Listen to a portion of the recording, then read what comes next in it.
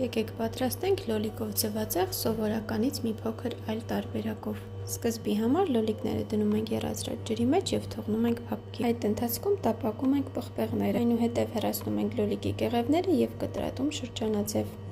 Լոլիկներն ավելացնում ենք նախապես տապակված պղպեղներին և տեղափոխում գազօջախի վրա։ Չմոռանաք համեմել ձեր նախընտրած համեմունքներով։ Լոլիկները պատրաստ լինելուց հետո ավելացնում ենք թարմ մաղադանոս։ Կարող եք ավելացնել նաև սամիտ։ Այնուհետև ավելացնում ենք հավկիթը և մոցարելա տեսակի պանիրը։ Կափարիչը փակում ենք, թողնում ենք 1 րոպե և վերցնում գազօջախից։ Ստացվում է աննկարագրելի համեղ նախաճաշ։ Եթե դեռ չեք փորձել այս տարբերակով, ապա անպայման փորձեք և կիսվեք։ Իսկ վերջում չմոռանաք սրտիկել և այս սոլովակը ուղարկել ձեր ընկերներին։